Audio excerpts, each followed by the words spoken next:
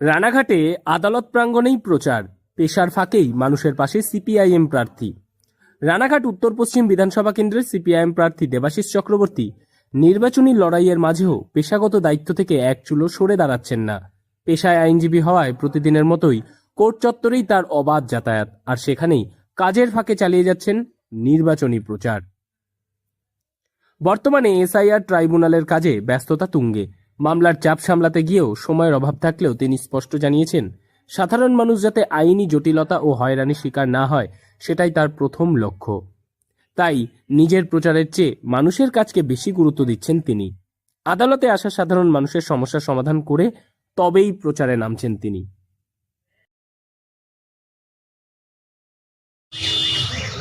সর্বোচ্চ মানুষের সাড়া, কারণ মানুষ বিকল্প। গোটা ভারতবর্ষে 12 বছর ধরে বিজেপিকে দেখেছে, 15 বছর তৃণমূলের অপশাসন দেখেছে।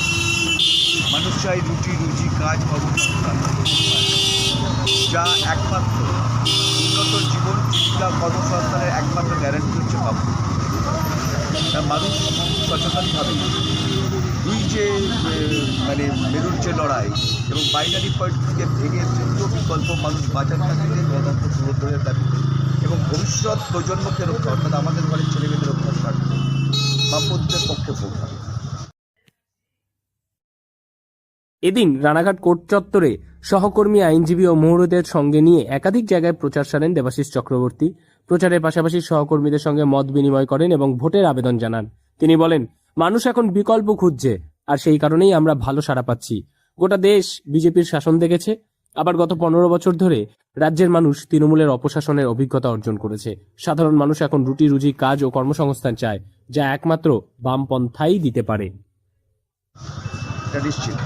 আর আজকে আমরা আইনজীবীরা, সিনিয়র আইনজীবী বাবুবাবু এখানে আছেন, আমি কোর্টের আইনজীবী, আমরা আইনজীবীদের সাথে, মৌরিবাবুদের সাথে যারা আছে সংশ্লিষ্ট কোর্টের সাথে যুক্ত, তাদের সাথে আজকে দেখা করতে এসেছি। সকলেই আইনজীবী হিসাবে আমাকে শুভেচ্ছা সমর্থন দিয়েছেন। এটা আমার লড়াইয়ের, আগামী 20 দিনের যে লড়াইয়ের ব্যাপক এনার্জি, এবং এই এনার্জি নিয়েই এই বিধানসভা কেন্দ্রে বামপন্থীরা জয়লাভ করে। আইনজীবী হিসেবে সহকর্মীদের কাছ থেকেও তিনি ব্যাপক সমর্থন ও শুভেচ্ছা পাচ্ছেন বলে জানান।